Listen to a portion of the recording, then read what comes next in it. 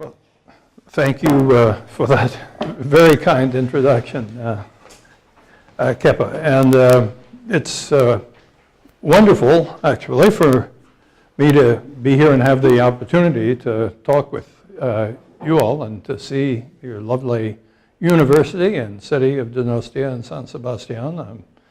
I'm here only briefly, but I'm very impressed with what I've seen so far, and thank you for having me, and also for coming in out of that beautiful weather to listen to a talk indoors. And I'll try to keep my clay feet hidden from Kepa's eyes. So, so what I will talk about today is this construction that Dag Vesterstål and I have been doing some joint work on recently. So anything that you find agreeable and true in what I'm going to tell you this afternoon, Doug deserves at least equal credit for that to what I get, and anything that's completely nuts is obviously my own contribution to it. I will focus here on some exceptive prepositions in English, namely but, except, and except for, one of those double prepositions. But as you're listening to the talk, I hope you'll be thinking about how the exceptives work in Basque or Spanish or whatever other language you know, so that if they're very different, you can tell me, or if they're actually very similar, as I kind of hope they will be, that will also help our empirical understanding of this phenomenon. So as a starting point, I think I should just talk about the fact that there is a kind of standard view in contemporary linguistics about these words. It focuses mostly, the discussion focuses in English mostly on but. And the view is this, that what this preposition means is it makes the sentences of the form all A's but C's or B's mean two things, basically. One is that the A's that are not C's, all of them are B's, and the A's that are C's are exactly the same as the C's. In other words, C is really a subset of A. That's what that equality amounts to. And C itself, all the C's are not B's. So all John's friends are male, all John's friends except Mary and Sue are male, means the friends of John minus the set containing Mary and Sue are all male, and the friends who are Mary and Sue are all not male, and correspondingly for no. So here are actually two other ways to write that. For the positive universal statements, all A's but C's or B's, basically this boils down to the claim that C is the set, A minus B. And for no A's but C's are B's, it boils down to the claim that C is the intersection of A and B. And that's, I mean, it's just a straightforward piece of logical inferencing to figure that out. Sometimes it's useful to think in terms of these Euler circles, so I've put exactly the same information up here in that form. The claim is that A minus C, so that's this crescent, is included in B. So this piece of the crescent must be empty. There can't be anything in there. And A intersect C is equal to C, so that means this crescent must be entirely empty. And C is included in the complement of B, so that means in this lens-shaped piece here, that segment must be empty, and correspondingly for the negative generalizations. So that's the standard view, and it really does come down to those claims about the meaning. It's not a new view.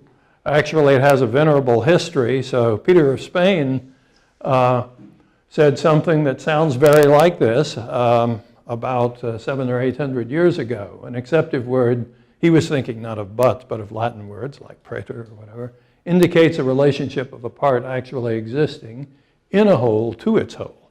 So the whole is the A's, the part is the C's, and the relationship is that while the A's that aren't C's are B's, the A's that are C's are not. And William of Aachen, about a century or so later, pointed out something that Peter probably thought himself, although he didn't write it down here, namely that because this is what the exceptive words mean, the only statements you can connect exceptives to are universal statements. All things, all A's are B's, or no A's are B's.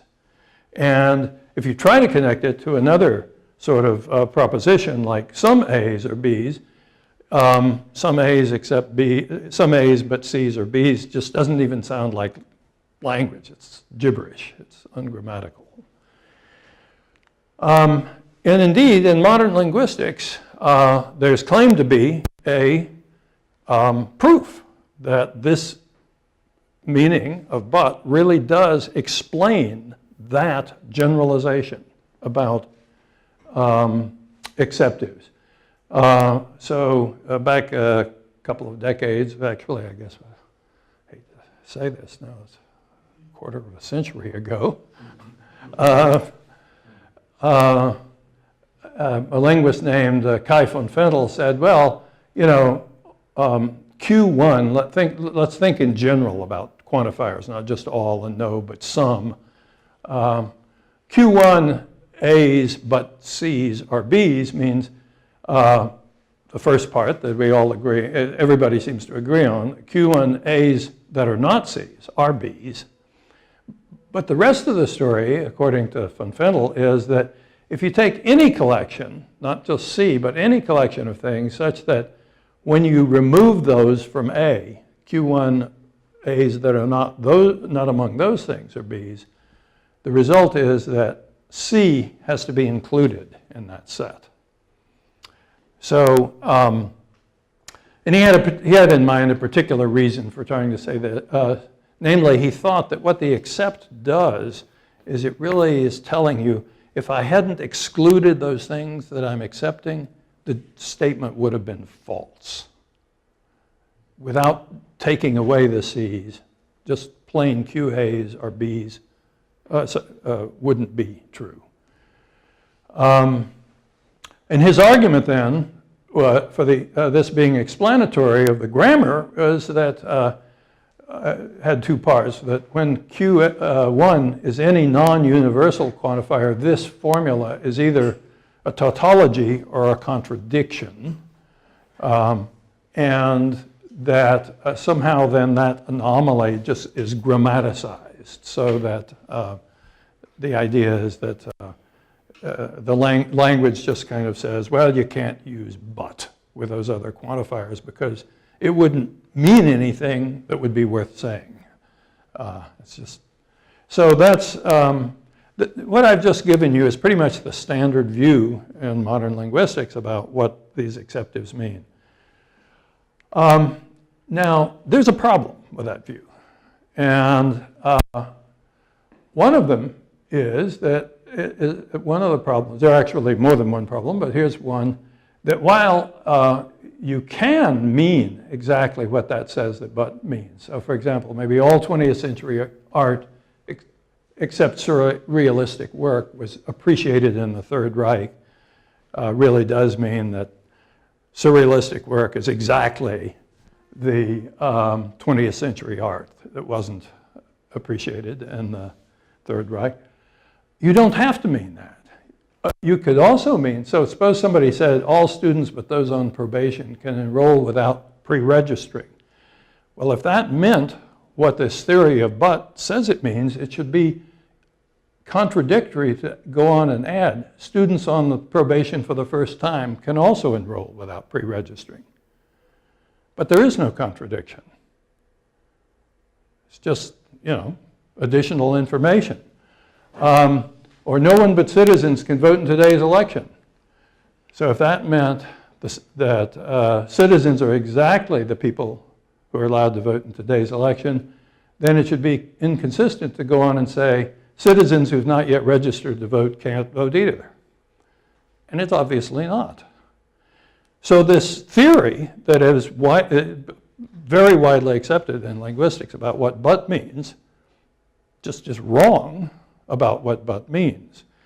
If you go back and look at the idea that what the semantics of but does is to guarantee you that the set that's mentioned here, people on probation or citizens, is exactly the set that are accepted, that you're taking away from the general claim, and it's the smallest set that would leave the general claim too, then it doesn't have to be the smallest set, right? You don't have to take away the smallest possible set. So in fact, it's worth mentioning that we have not just our own intuitions to rely on about matters like this, but Nadatur and Lassiter have done psycholinguistic experiments which showed that people get readings like this.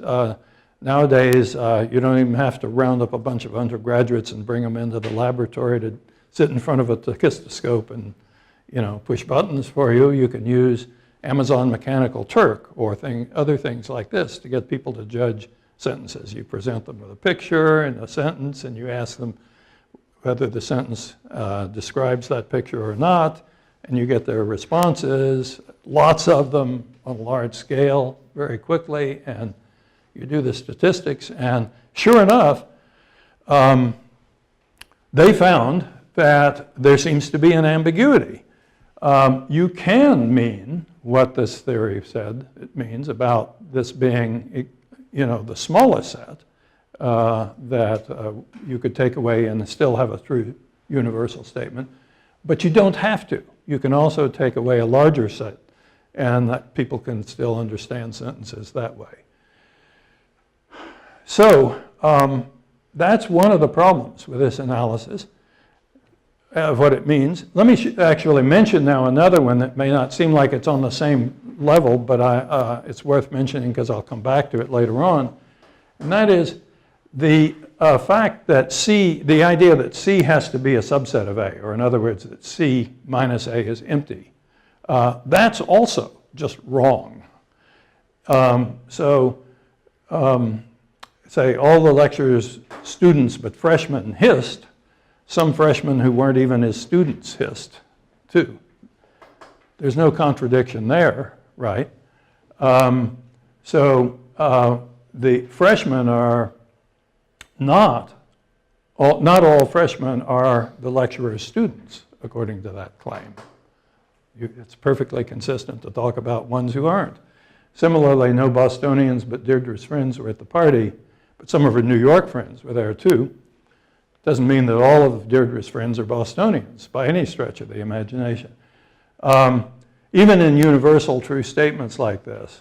So they're just, in general, actually, it's not the case that the least set whose removal from A yields a true statement is what C has to be.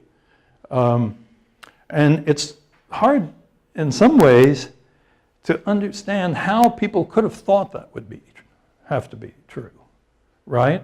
If you just imagine somebody thinking about, say, examples like none of John's relatives but dignitaries came to his funeral. It seems like a reasonable thing to say about John's funeral. Does that entail that all dignitaries were friends of John? Well, of course not.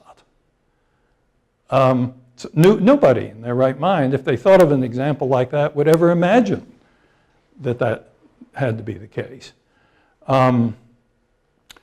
And the explanation, I think, is pretty clear, namely that people weren't thinking about examples like that when they came up with this theory.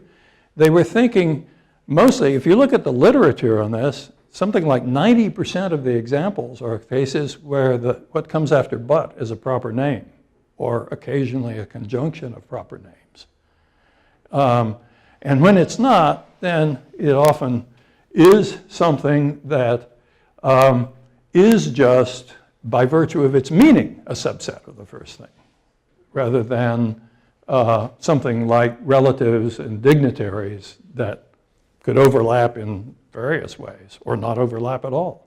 Maybe John has a bunch of very undistinguished relatives. So part of how this theory came to be as widely accepted as it was is tunnel vision, that people have really, who've worked on the semantics of exceptives, have focused in much too narrowly on a particular set of example cases. But that's not the end of the problems with the analysis. It's worse than that for the idea that this meaning, which is itself wrong, explains why, it explains exactly what the possible grammatical distribution of but is. So first of all, although it will be denied widely if you read the literature, there is no problem about but occurring with quantifiers other than universal quantifiers. So here's a sentence. These are slightly adapted to save space, but they all came out of naturally occurring sentences. A weakened economy explains the decline of imports from most countries but China. I can assure you that that doesn't sound at all ungrammatical in English. And if you think about whatever word is analogous to but in your language and how it works, you may find that you have similar feelings. Or maybe not, I don't know. Similarly, here, few countries but China had much chance of, well, let's look at this. Few countries but China can offer Egypt financial assistance and investment. Again, sounds perfectly natural in English.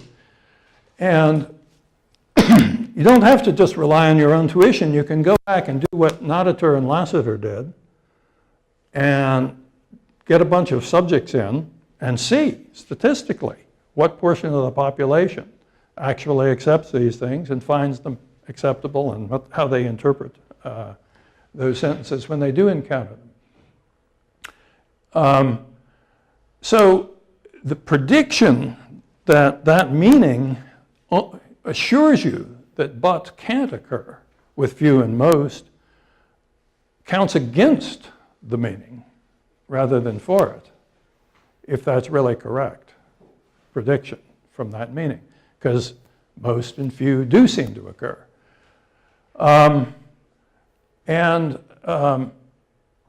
So it is true, by the way, that but seems a bit choosier than except in what quantifiers it occurs with in English. But it can occur with these.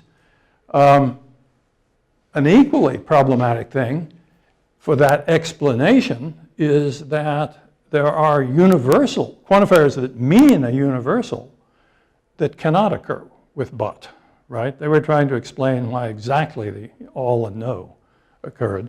But think about statements like John's friends wished him a happy birthday. Well, one interpretation of that is every friend of John wished him a happy birthday. That's a restricted universal quantifier. And indeed, when you put the meaning of but together with that quantifier and a but phrase, you do not get a tautology or a contradiction. However, in English, you really cannot say, John's friends but Mary wished him a happy birthday. That's not English. Or firemen but Tom wear funny hats. That's not English, where that's one of those uses of fireman that gets the universal interpretation. So actually, the supposed prediction that would explain why William of Ockham was right, it just doesn't follow from this meaning for but. It fails in both directions. Predicts the things that can't occur, can, and it predicts that things can occur that can't. So, what should we do? Let's stop and think about this. You know, one way you could respond to something like this was to say, well, you know, I mean, the basic idea is probably right, that if we just knew what but meant, we could predict exactly what quantifiers it can occur with. But you already showed me that we had the wrong meaning. Maybe if we work hard enough, we can fix that wrong meaning, and the right meaning will then turn out to predict exactly the right things, places where but can occur. However, excuse me, if we really want to do that, one thing I think that's imperative is to think not just about but in isolation, but to think about exceptives more broadly, because there are in English a lot of other exceptives besides but and except for, there's apart from. Many languages, I think, have a range of these phrases that have related uses and related meanings. And we should think about what they mean and also about how they behave in sentences, what their distribution is in grammatical sentences, if we're going to try to repair this idea. So, in fact, a bit over a decade ago, Ivan Garcia Alvarez did some very good work on doing corpus studies, in which he explored, with special emphasis on except and except for, what range of things, environments they could occur in. And he found tons of examples, especially of the except, where it occurs with quantifiers like most and many and few, also with little, the mass counterpart of few. And those were all with except, and then with except for, there's an even wider range than that. So it can occur with superlatives. This has been known for a long time, actually. Jack Hoeksema talks about except for Harry, Dick is the best friend you've had. Can occur with definite demonstratives, definite singular terms, definite plurals, with bare plurals, with bare singulars, and even with indefinite singulars. So what's going on here? You know, why do we think that except and except for can so clearly have these massively wider distributions than but seems to have? And yet, you know, they're all doing sort of the same thing.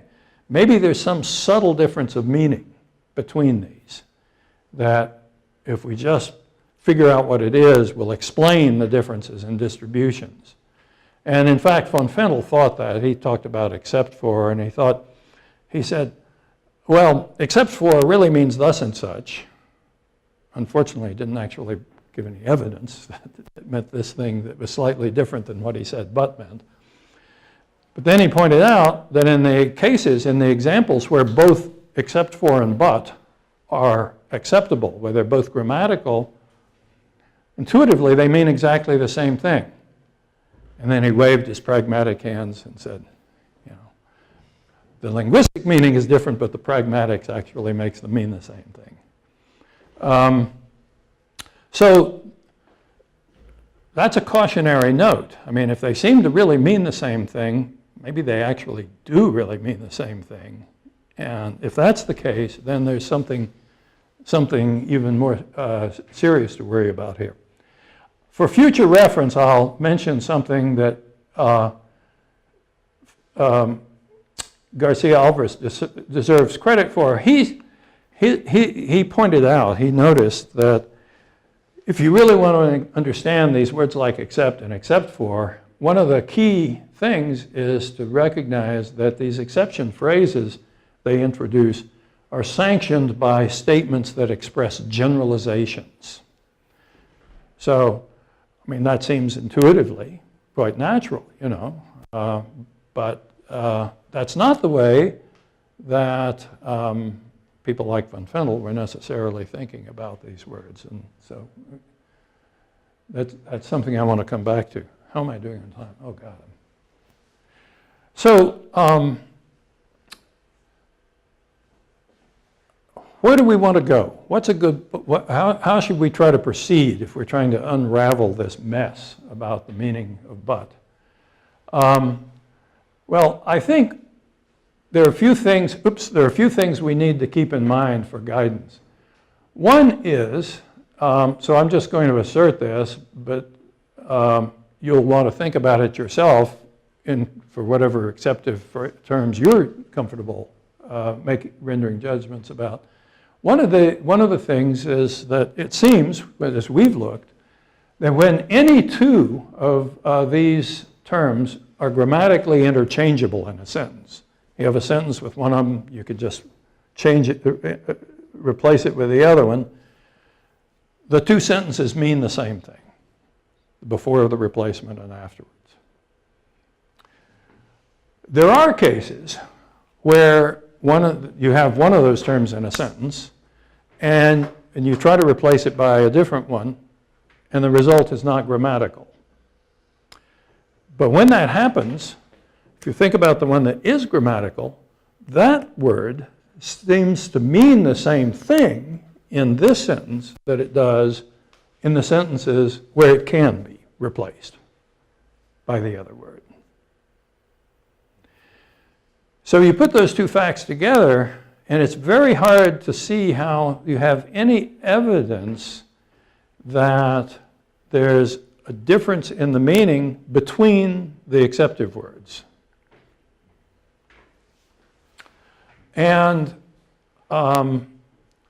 so if you've got these exceptive words and they mean the same thing, but they have different distributions in grammatical sentences, then obviously you're not going to be able to explain the difference in distributions from what they mean, because there are no differences in meaning to pin the different distributions on, right? So it looks like you may have to just recognize that the meaning does not actually explain the syntax. So we want to at least be open to this possibility as we go about trying to fix the problem with the meaning of exceptive terms. We want to allow for the possibility that maybe we'll find some subtle but important differences between but, except, and except for. But we also want to be open to the possibility that we won't find any differences there. And if we don't, that we'll just have to face the fact that it's a matter of syntax and no matter of semantics at all, that the distributions are different. So what would we do then? How can we get a fresh start on thinking about this? Well, here's what Dag and I have thought was a fruitful way to proceed. Exceptives concern exceptions, and exceptions are related to generalizations, right? And as Garcia Alvarez pointed out, these words like except and except for seem to occur around generalizations. So maybe generalizations are the right thing to be thinking about here, not necessarily just universal statements. So let's think about generalizations. So a few things seem obvious. Generalizations come with a domain of applicability in which the generalization is supposed to hold, and with some specified property that the generalization is concerned with, about instances in that domain. And another thing that generalizations do is they support expectations about whether an instance will or won't have that property, right?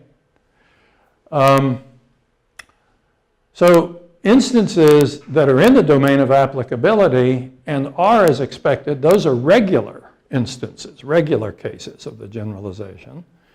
And instances that are in the domain and are not as you'd expect, those are exceptions. So, you know, it seems like when you think about generalizations intuitively, all of those features seem just kind of no problem, right? By the way, I don't have a formalization of the concept of generalization to give you. And as far as I know, nobody else does either. That's one of those concepts that's very important and useful, but has defied attempts to formalize it. But that doesn't mean that we can't actually rely on it in doing good work, as long as we're careful to make sure that the use we make of it is only appeals to things that are clear and people will agree on about the concept. So obviously for positive generalizations, as you might call them, the exceptions are members of the domain, like members of the committee in these examples, that don't have the specified property. So exceptions to all members of the committee voted in favor are committee members who did not vote in favor, right? And same for most members of the committee voted in favor. So this is just terminology, positive or negative, but that's what positive means, is that the exceptions are ones who don't have the property. And for negatives, it's exactly reversed. No members of the committee voted against or abstained. The exceptions are the ones who did vote against or abstain, right? Who do have the property. They're the ones who are not as expected. Now, it's worth actually just pointing out here that technically generalizations themselves aren't positive or negative. So 23 and 25 are the exact same generalization. They're different sentences, different words, but they're the exact same generalization. There's no way that one of those can hold and the other one not hold. I mean, that's because they aren't different. They are the same. What is positive or negative is the generalizer, that all in this case, or no in that case, that you use in forming the generalization. It's the thing that you put together with the domain of applicability and the property. That's what that thing you start from, the generalizer, is what's positive or negative. And the positive ones make you expect that the members of the domain will have the property, and the negative ones make you expect that the members of the domain will not have the property. So that's why the kinds of exceptions, what's exceptional is flipped in these cases. It's also worth bearing in mind that all generalizations could, in principle, you know, they tell you what it would take for them to be false, right? They aren't just kind of things that are automatically true. Even the ones that are necessarily true aren't like that. They all tell you what it would take for them to be false. And of course, what it would take for them to be false is for there to be enough exceptions. How do they differ? Well, they differ in what size mass of exceptions would be enough to make the generalization false, right? So universal generalizations are just generalizations such that even one exception makes them false. A single exception to a universal generalization is a counterexample. But non-universal generalizations don't have counterexamples, typically. They tolerate exceptions, not without limit. They tolerate them up to a point. Enough exceptions will make the generalization false, but how much is enough varies with the type of generalization that we're looking at. So here's a key thing that'll be useful later on too, that I just want to point out. It turns out that all positive generalizers are monotone increasing in their their scope argument, if you like. And all the negative generalizers are monotone decreasing. And if you look at these at the examples, you'll just see that that is the case. And here's the reason why it has to be the case. Take any generalizer and consider some collection of exceptions to it. Well, it's obvious that if that collection of exceptions is not enough to make the generalizations false, then any subcollection of those exceptions is also not enough to make the generalization false, right? If there were fewer exceptions to it, there was a subset of where the actual exceptions, that wouldn't make it false either. So that's the reason why, in fact, all the positive ones are monotone increasing and all the negative ones all are monotone decreasing in their argument. So there's a perfect correlation between positive and negative and monotone increasing and monotone decreasing for that very reason. So here we have it, just a picture, just in case all of those formulas and words were, a little bit confusing. So suppose you've got a domain A of applicability and you've got a property whose extension is a set B of things. For positive generalizers, the regular cases are the things in the domain that do have the property, and the exceptions are the things in the domain that don't have the property. And of course, things that aren't in the domain are neither exceptions nor regular cases. They aren't even instances of the generalization. And for negative generalizers, it's exactly the reverse. If I'm saying few or no of so-and-so's, saying the regular cases are the things that are in the domain that are not in B, and the exceptions are the ones that are in B. So we'll come back to that. So I just want to emphasize, we already know that generalizations need not be universal, but I want to emphasize that there are a lot of different kinds of non-universal generalizations, and they are important for different reasons. So think about things like birds lay eggs. That's a biological generalization. What underpins that is some facts about biology. But it still has this fact, that it still has this property, that there's a domain of applicability, birds. There's a property, laying eggs. There's an expectation, birds do lay eggs in this case. But it's not a universal generalization. So a bird that's too sick or that's to lay eggs, or that's sexually immature and doesn't yet lay eggs, those kinds of exceptions don't falsify this generalization. This one is a true generalization, in fact. It'll tolerate exceptions, but there are certain kinds of exceptions that it wouldn't tolerate. And we've looked, and biologists have looked, and they've not found any of those, and that's why they think this is a true generalization. Renters need their landlord's permission to make permanent alterations. It's another generalization. This one, what underpins that is some kind of sociocultural fact about what rental contracts usually look like and how contract law works and so forth. Again, a renter who happens to be on such good, close personal terms with his landlord that he doesn't have to get permission, that's an exception, but it doesn't falsify the generalization. So generalizations are widespread. And another one to think about is just say almost every nation on earth has agreed to the Paris Accord on climate. What underpins that? Well, in this case, it seems like just some collection of seemingly unrelated facts. Nation A agreed to it, nation B agreed to it, and so forth. And when you look altogether, that's almost every nation. So generalizations what makes them true, so to speak, can vary widely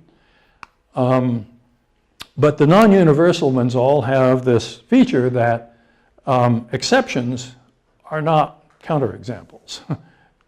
What makes the generalization false is just a sufficient accumulation. So, the other thing to say is that these non-universal generalizations are commonplace, and that true ones are really important in science as well as in everyday life. And that false ones, unfortunately, are also common. And if widely believed, they can have really bad effects. So take, say, women are inferior at mathematics and science, which is too widely believed, a generalization. And it has bad consequences because it's believed so widely. Or most Muslims are terrorists is another one that, at least in some places, is widely believed. But now these are both false generalizations. The number of exceptions is far greater than is necessary to render them false. But even so, they have a lot of sway for the same kind of reason that true generalizations have influence. So the reason I'm pointing this out is to try to really hammer home the fact that while generalization isn't a crisply formalized property, it's a concept that is very important in understanding how our social and intellectual lives work. So here's what Westerståhl and I propose to do by way of trying to fix the meaning of these exceptives. We'll just accept, as I said, that exceptives go with generalizations because they're talking about exceptions to generalizations. And now, if you have a quantifier Q1 that I'll say formalizes a generalizer. So I don't mean to say that generalizations are always expressed by determiners or by quantificational adverbs. They're not. And if we have time at the end, I'll show you an example. But anytime you do have a generalizer, a type 1-1 quantifier can be used to formalize it. For the very simple reason that type 1-1 quantifiers are a perfect thing for formalizing something that has a domain and a property that could hold or not hold of things in that domain. And that's exactly what generalizers are. They're things that talk about a domain of applicability and a property where there's an expectation that either instances in the domain either will or won't have that property. So,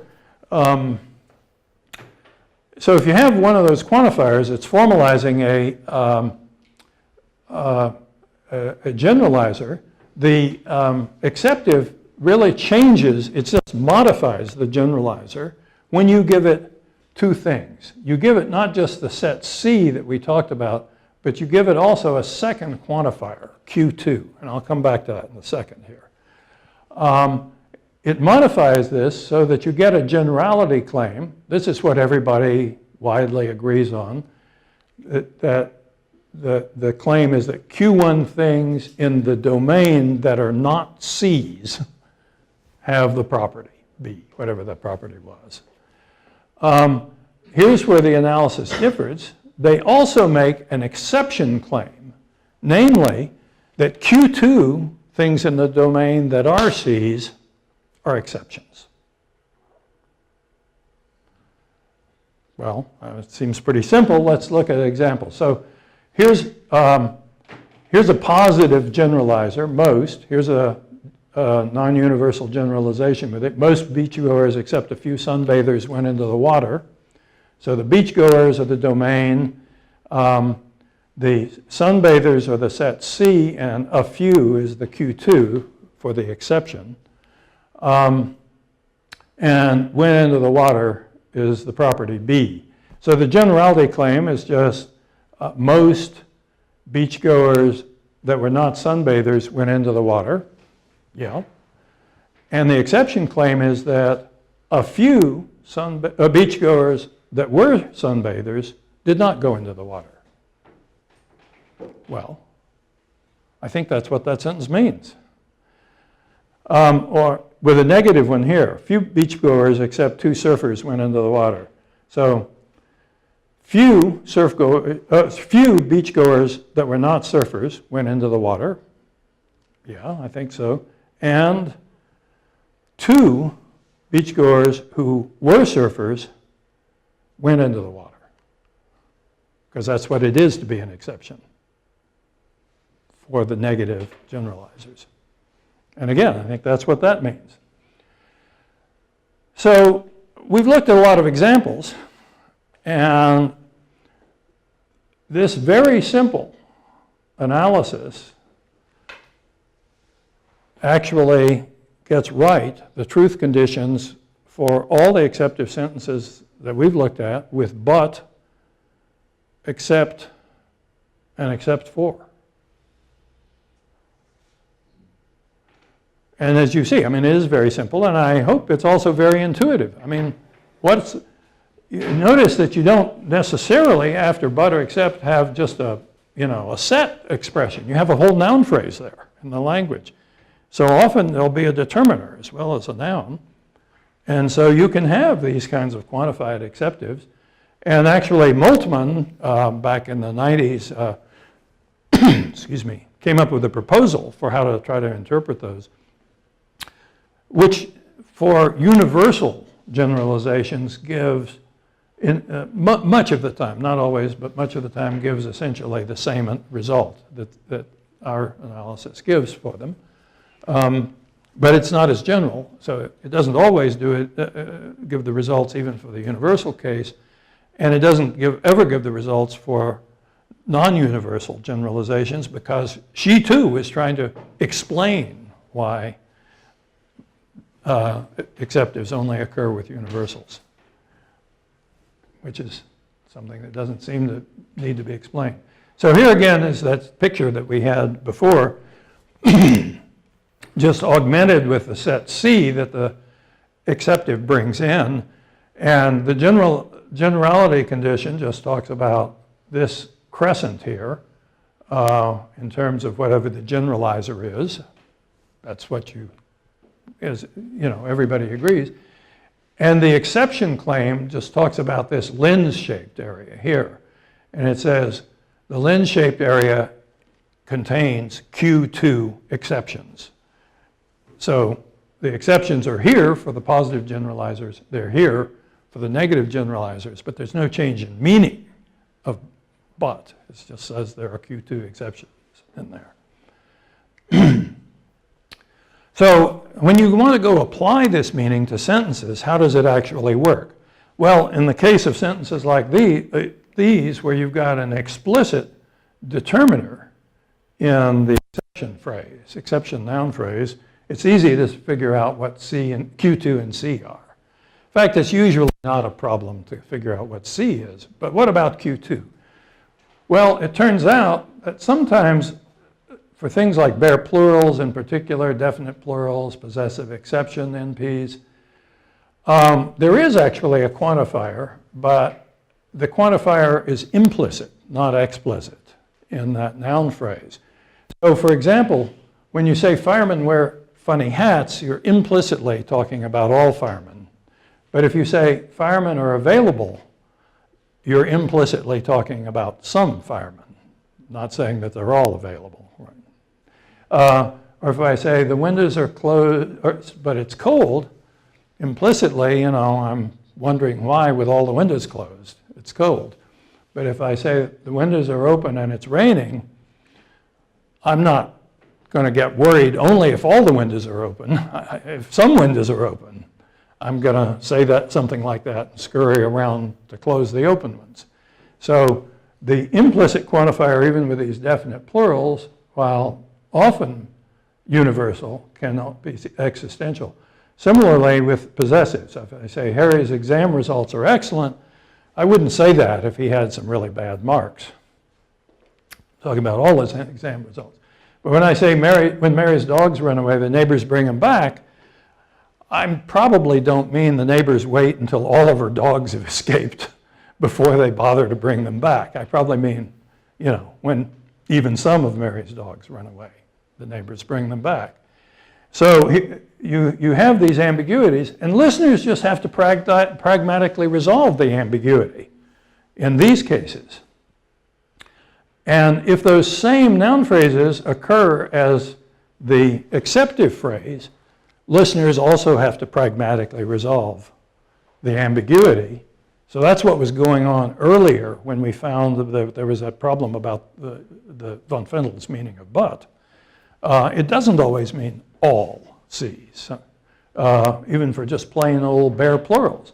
Sometimes it means some C's, and it's a pragmatic necessity, given the way English works, to figure out which one it means, what the implicit quantifier is. So all prisoners except the disabled ones escaped probably does, the likely thing to mean is all of the disabled prisoners did not escape. Something universal there. But if I say no one but Deirdre's friends turned up at Sue's party, I probably don't mean that all of Deirdre's friends turned up at the party. I probably just mean some of them did. So, so we just have to use pragmatics in these cases. And finally, for proper names and Boolean combinations of them, which people have often taken to be the simplest things, according to this analysis, a little more work has to be done. It's not hard to figure out what the set C is. That's what everybody has thought it was, more or less. C is basically just the set of things, individuals that are named, right? But what's Q2? What quantifier are we saying?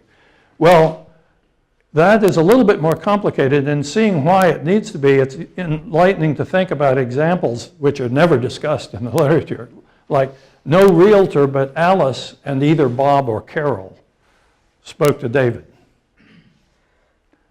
Right? We know what that means.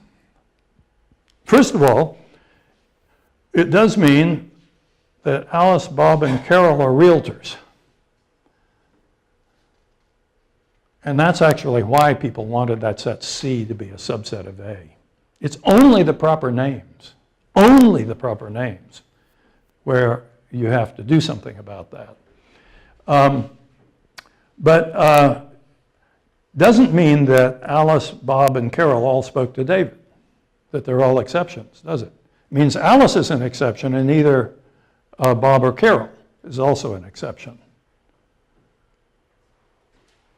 So it turns out that you can get that result. To do it, you start with a quantifier Q, which is the meaning of Alice and either Bob or Carol.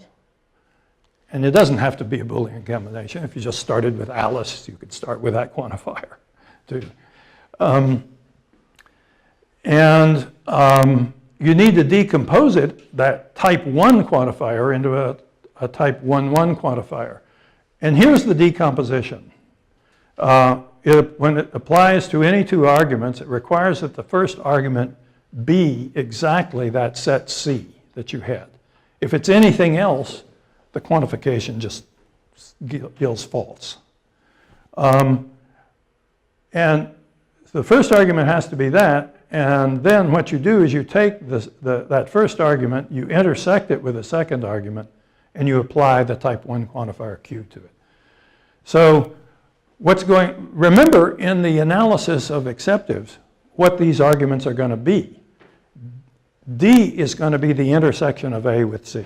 It's going to be the things in the domain that are in the subset C. Right?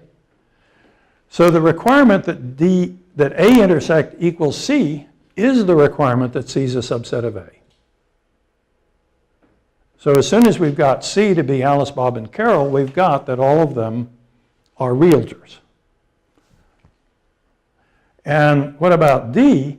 Well, we take Alice, Bob, and Carol, we intersect that set with the people who spoke to David, and that's just the set of whichever ones of those spoke to David. And we require that that set be an argument that yields true when you plug it into this quantifier, this Montegovian quantifier Alice and Bob or Carol. And so that's what tells us that actually Alice better be there because it's conjoined, and Bob and Carol don't have to both be there, but at least one of them does have to be there.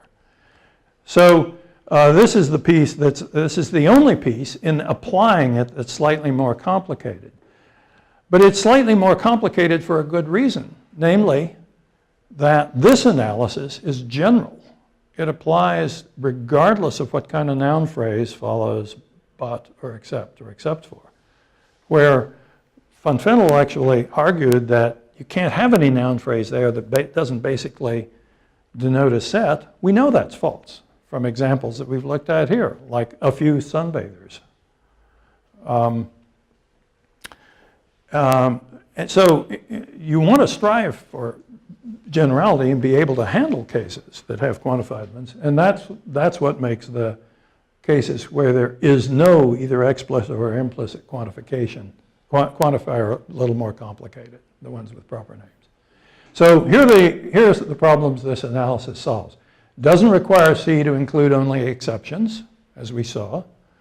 It doesn't require C to be included in A in general. And in fact, the right analysis must not do that, because if you require C to be included in A, the quantifier Q1A's but C's is not conservative anymore, because it's making a claim about things outside of the set A, namely that none of them belong to C. And the fact is, if you just look empirically, these exceptive quantifiers are conservative, just like ordinary quantifiers. Furthermore, this quantifier is what Mr. Soll and I call exception conservative.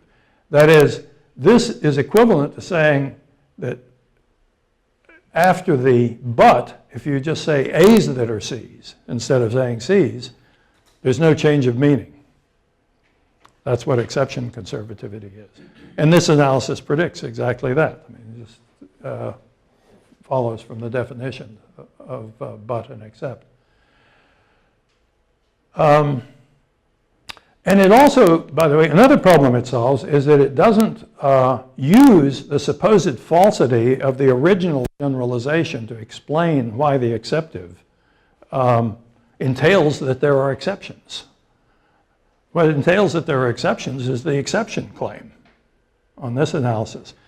But in fact, as soon as you look away from universal quantifiers, where a single exception falsifies the claim, to non-universal claims, the approach that von Fennell and the others took just falls on its face. So if few people except Frank Capra expected It's a Wonderful Life to become a successful film, well, guess what? Then few people expected that to become a successful film. Taking away Frank Capra doesn't make the sentence any truer. So actually, far from contradicting this, 14 entails it. And the same thing applies with most, where you've got, say, a single exception here, right? Just one thing that you don't bother to accept is not going to tip the scales between a most statement being true and it being false. So as soon as you look more broadly at the use of these things, and that they apply with non-universal generalizations as well, you're not tempted into some of these errors, like believing that the only purpose of an exceptive phrase is to save the truth of the underlying generalization. Let's see. Finally, this also solves a problem that Professor Soll and I had in an earlier analysis. We put an ambiguity in the meaning of the exceptive word itself there to explain the ambiguity of those cases we looked at with, except Mary's dogs and so forth. But it doesn't belong there, and so we overgenerated ambiguities. The ambiguity is really in those implicitly quantified except in NPs. And that's where it belongs. And the exceptive itself is unambiguous on this analysis. So it solves that problem too. So I'm already over here. I need to stop so we can talk some about examples. But I just want to sum up that this analysis, I think, not only gives correct truth conditions, but and also allows these exceptives with non-universal generalizations. So it's just empirically better, but it's also formal. I mean, it's it's an exact analysis using generalized quantifiers. And while Garcia Alvarez had a really good idea that these things go with exceptives, what he didn't have was a crisp, clear analysis. It's simple. It's very simple. I mean, you saw it. It took about 30 seconds to explain it when we finally got to it. It's not any more intricate than von Fennell's proposal, it's simpler than Moltmann's, and it's simpler than all of these earlier ones in that it doesn't involve second-order quantification. The analysis itself is just straight first-order quantification. And I hope by now I've convinced you that it's intuitive, that it really actually just builds on perfectly natural ideas. Of course, we haven't formalized this key concept of generalization, but as I said, I think all we've relied on is things that everybody will agree to about it. So hopefully that's not a problem. I'm going to quit. I did have a couple of other examples to show you, but I'm just going to quit at this point, and let's have some discussion. I apologize for going on too long.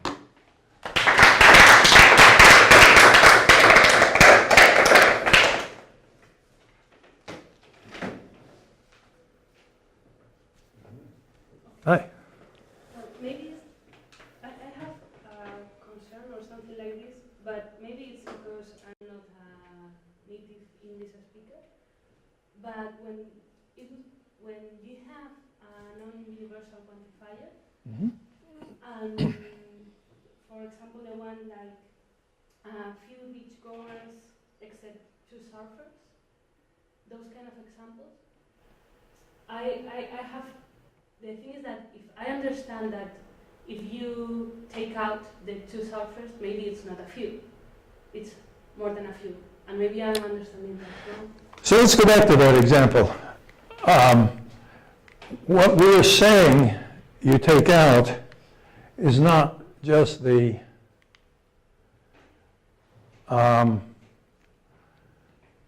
two surfers who were exceptions, but you take out all surfers. Okay, so it says, remember, A is the beachgoers, C is the surfers, and you're saying few beachgoers who weren't surfers went into the water. And now the exception claim goes on to say two beachgoers who are surfers went into the water. It doesn't say the rest of the surfers did. It says two of them did. So if you take that to mean exactly two, the rest of the surfers didn't go into the water. They're added to the few beachgoers who were not surfers who went into the water. Sorry, only the two surfers are added to the ones who went into the water. And the rest of them are the beachgoers, stay with the beachgoers who didn't go in the water. So let me just, this picture might help, right?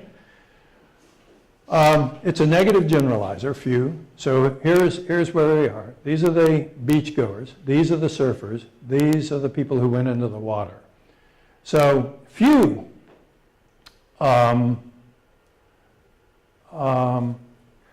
beachgoers who were not surfers went into the water. It's talking about this, and it says these guys here, those exceptions, are few in number. And then it goes on to say, except two surfers, right? So here are the beachgoers who are surfers, right? And it says two of them were exceptions. Two went into the water, right? So we've got two of these guys and few of those guys going into the water. It's probably few altogether, unless, I don't know, 5 is just too many to be few. But almost all of them are over here, both according to the generality claim and the exception claim, right? Does that help? Yeah. That's what the analysis is saying the sentence means. Does it seem to mean that now? I don't know. The thing is that I was thinking that, for example, well, in the draft you had some example like a few tourists but Russian tourists or something like this. And I was thinking maybe if you take into account those Russian people, it's not few tourists, it's a lot of tourists. So then I couldn't make it when you had those kind of examples. Well, so again, if instead of being beachgoers and people who went into the water, if these are tourists and Russian tourists, so the few tourists except Russians is saying the non-Russian tourists, these guys here, few of them have the property. So that's a small number of things there. And the statement about except Russians says, well, and now it's not saying two Russians, it's saying except Russians. So we have to actually think about whether that implicit quantifier should be universal or existential. So if it's universal, few tourists except all of the Russians, well, that would mean then that this is empty, right? And all of the Russians were exceptions. If that's the right interpretation, there could actually be a lot of Russians, a lot of Russian tourists who went to the place.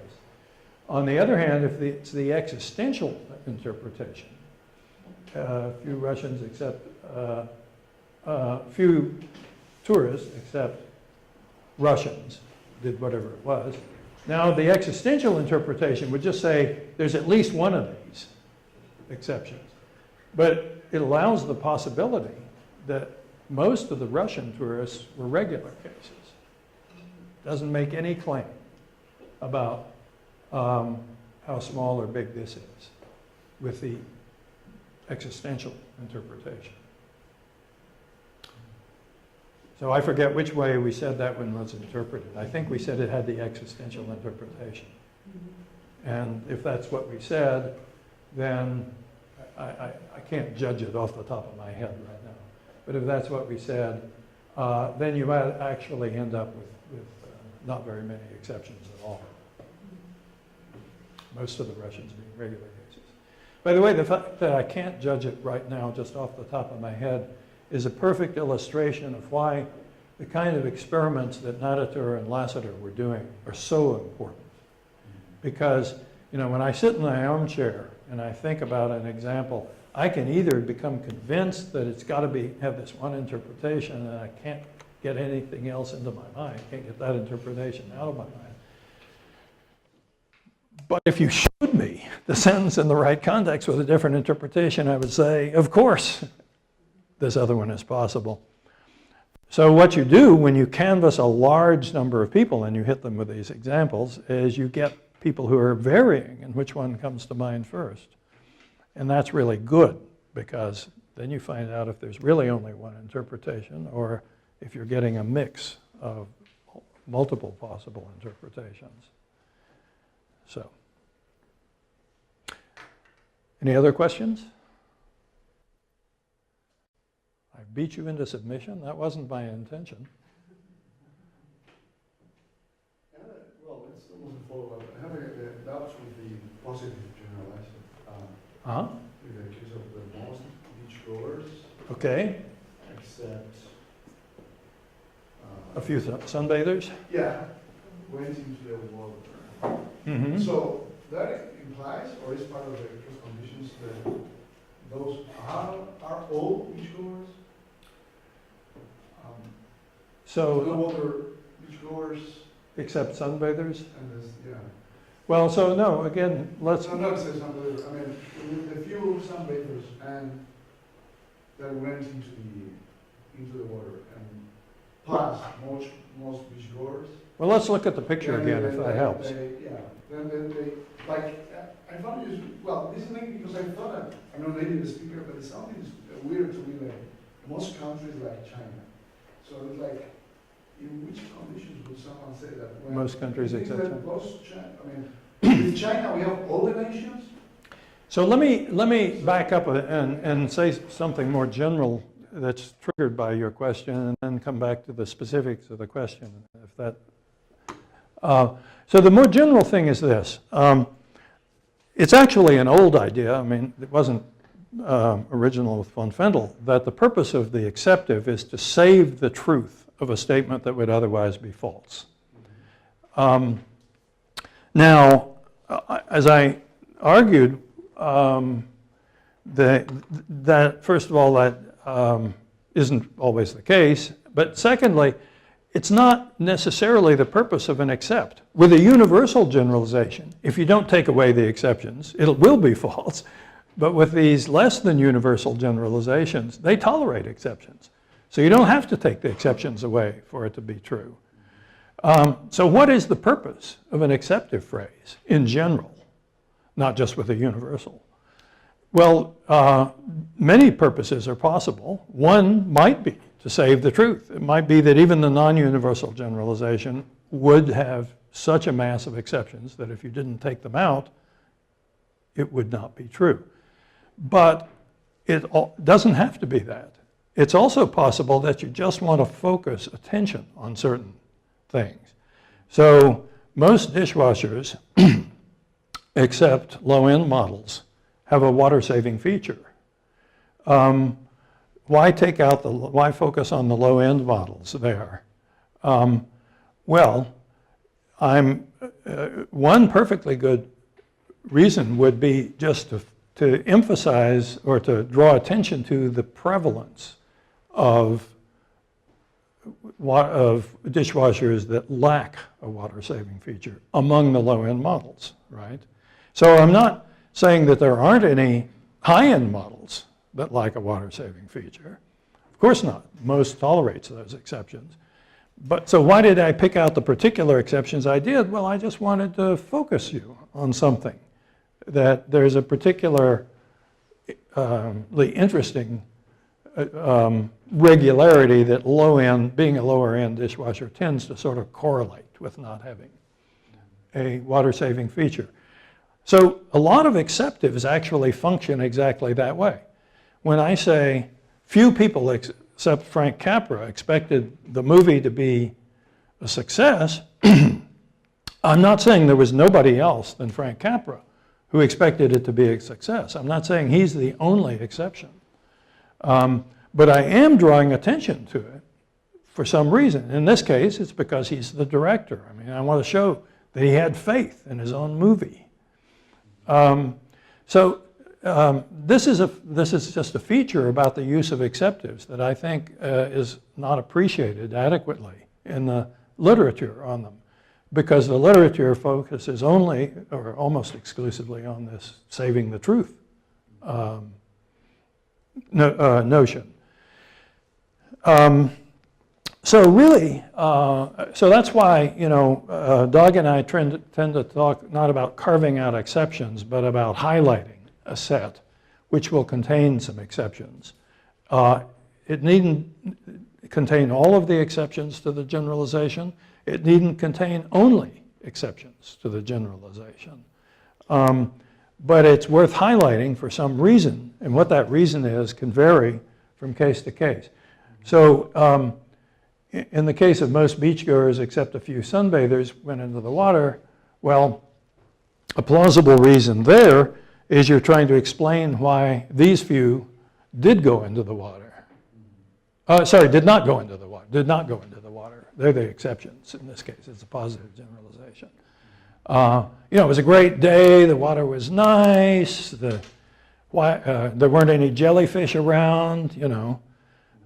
Most beachgoers went in the water. Why do I talk about sunbathers as an exception? Well, because they had a reason for not going in the water.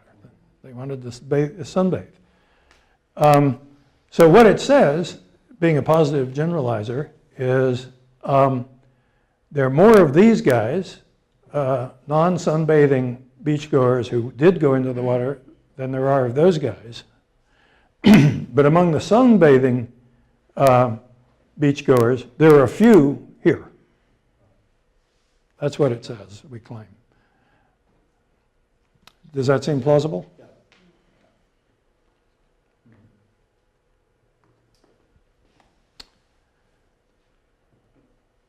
And what about this? How much iteration do we have between these things? Because it seems that we can have even more complex constructions, like, I don't know, most people accept all Russians, but religion, and then I mean, we can go and go. Well, they are very difficult to interpret fast. Yeah, we've looked for cases like that, and I don't know why we haven't found them. It's possible that they are grammatically possible, but they're just so complex that people don't use them. That could be. It's also possible that the thought that there might be such things is actually an illusion, and I don't know whether it is or not. One of the problems in studying these things, especially but in English, but except is also a bit problematic in that regard, is that the words have multiple uses. So at the very beginning, I said I'm focusing on prepositions, but, and except, and so forth.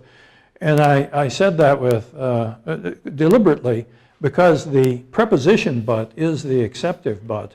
On the other hand, there's a conjunction but, which has certain kind of analogies, if you like, to the exception but. It's talking about contrast and so forth. But it does have a different meaning. It's not totally unrelated, but it's not the same. And you will see sentences that have what it might, if you were just doing a text search without actually processing the sentence, you might think there was an A but C, most A's but C's but D's or something like that, or B's in it. But on closer inspection, it turns out not to be that. It turns out that, yes, there was a second but in there, but it was the conjunction. So we haven't found those, and I really don't know what to think about whether there's a principled reason why you don't, or whether the principal reason is they're just too complicated to be useful. Yes? I was thinking, I'm not sure it's right. I was thinking, there's a lot of examples of but, and I was thinking in Italian, we don't have, we translate but by ma, but ma, the Italian ma Doesn't have an acceptive use. it doesn't have right. any acceptance. Yeah, English is really nasty in this way. L'accezione di, which we will translate accept. So, yeah, I mean, English is really nasty in this regard. That it has a lot of acceptive words, and most of them have other uses that are unrelated to the acceptive.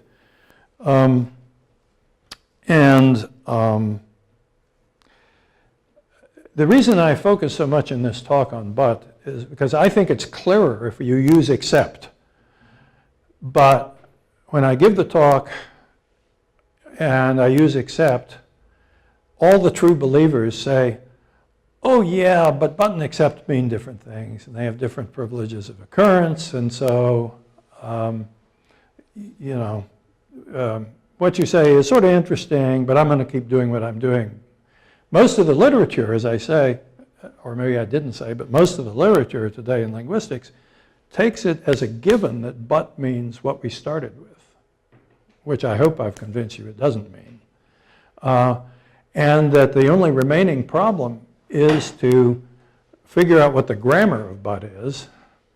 And, the grammar it's forced into only occurring with universals because of the supposed explanation of why that would be true. and how to then compositionally interpret the corresponding syntactic structures. So they say, you know, we've got our hands full doing this, and, you know, someday we'll maybe move on to that larger problem. Well, I think they're trying to solve a non-problem. I mean, there is no explanation. There certainly hasn't been, no explanation has been given. But doesn't mean what they think it means. So assigning that meaning to the sentences is assigning the wrong meaning to the sentences. And trying to restrict but to occurring to the context that they're trying to restrict it to occurring in is the wrong thing to do, because it does occur with non-universal generalizers.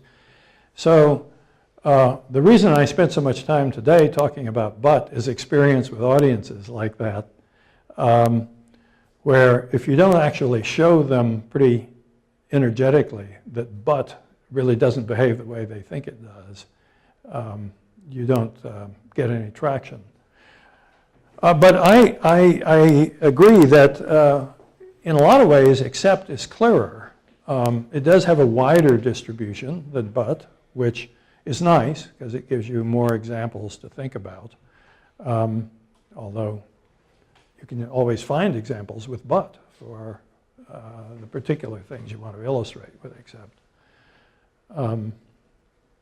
And I apologize if it added to the interpretive load of anybody to talk about but. Kind of curiosity, because all your examples, if I were to translate them into Italian, the but has to be translated as except. Exactly, yeah. We don't have this kind of ambiguity in Right. Italian but. So does Italian, so English has these two different uses of exceptives, syntactic uses. One is where they're kind of attached, or as Huxima says, they're connected to a noun phrase.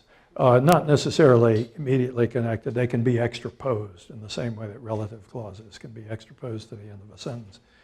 But the other use of the exceptives, except for is something that gives rise to these, is they function more like a sentence adverb. So they could be at the beginning of the sentence, or somewhere in the middle, or even at the end. In fact, they can even be in the next sentence.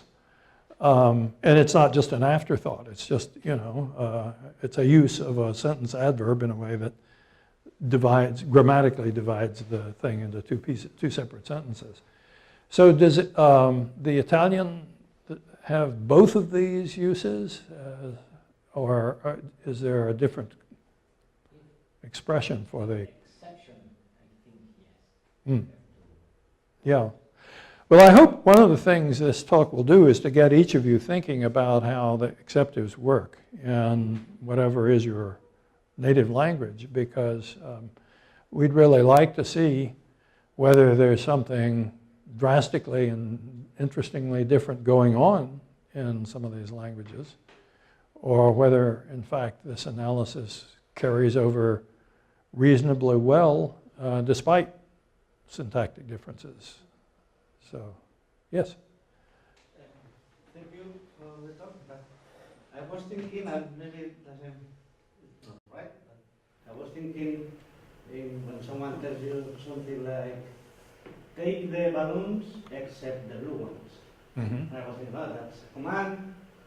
Thinking about that would be the balloons there would be the regular, you said regularities, regular cases and exceptional cases, but there the blue balloons are not an exception.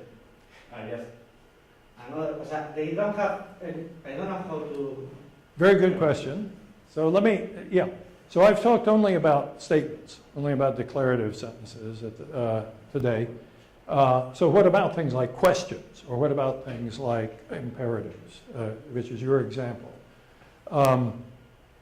So you're probably aware of the idea from speech acts theories that an imperative is really describing a state of the world and asking you to change the world in a way that makes the world match that state of the world. So if you say to me, take the balloons except the blue ones, you want me to, I don't have the balloons, so you want me to change the world so that I do have balloons, and you want it to be now, the proposition that I'm supposed to be making true is, I have the balloons except the blue ones, right? So that's where the regularity comes in. You're asking me to make a regularity true, to make a generalization true, and if I do what you ask me, the generalization will be true, and it will have regular cases, and it will have exceptions. But it seems to me that in that case is the exception, what is the regularity, the regularity. But I'm not sorry. Erase. Oh, well, I see where you were going. Okay, yeah, you just got it backwards. Yeah. No, I think it's wrong. So, yeah, fair enough.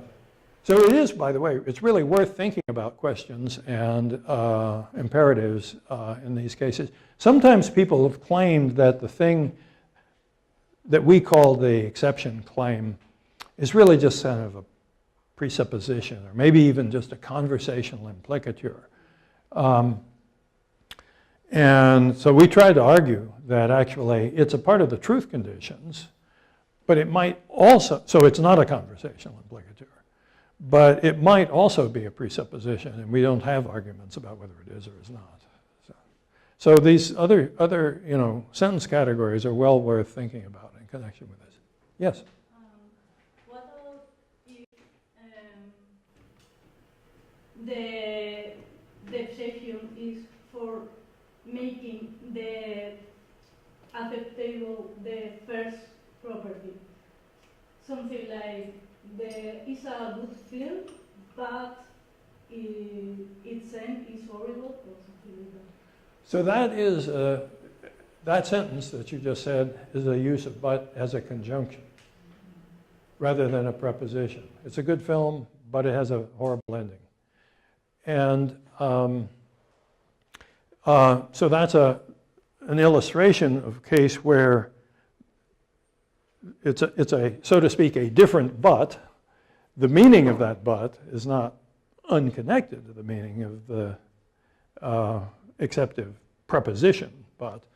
But in this case, the meaning is actually just to contrast two things. Given that it's a good film, you would expect that it doesn't have a bad ending, but it does. And so, like I say, there's some connection between the meanings, but there's no generalization required for the use of the conjunction but, right? The expectation can come from some, if it is a generalization, it's not anything that the sentence is describing. Case maybe closer to what you think it would be, something like, it is a good movie except for children. Is it a good movie except for children? So then, I guess it's closer, so that would be... Yes, that would be closer to, yeah, right. It is a good movie for everybody, or... Is it a good movie people, for, yeah, except for- right, right. Yeah, so there, I guess,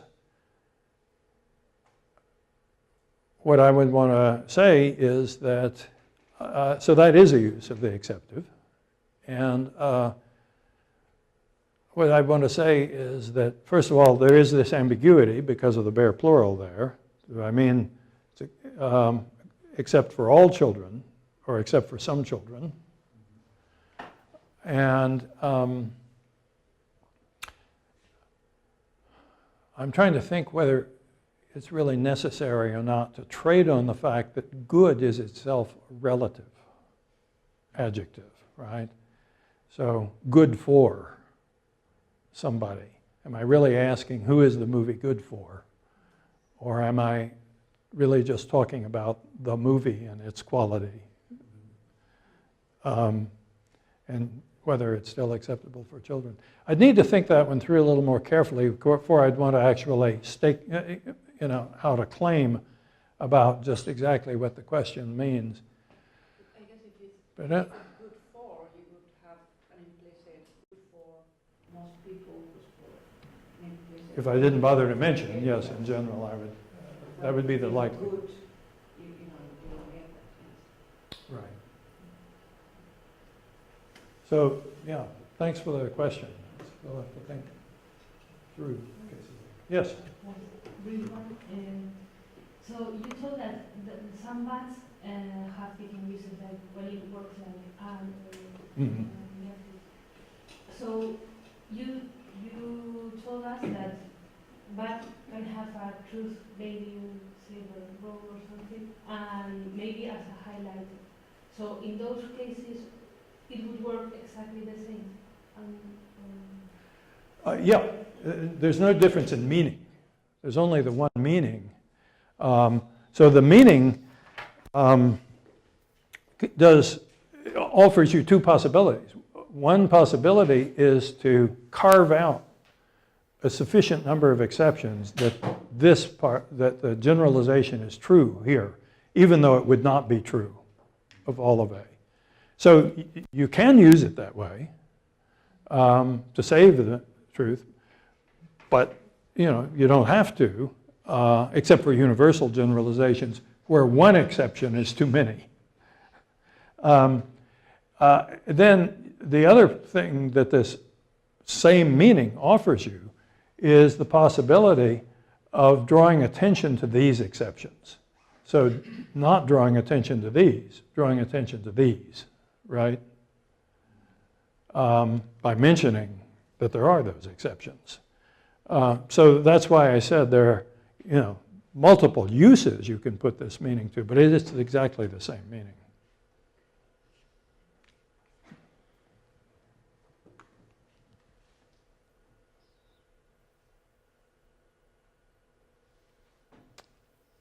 All right. So thank Well, you very much. yeah. Thank you very much for your attention.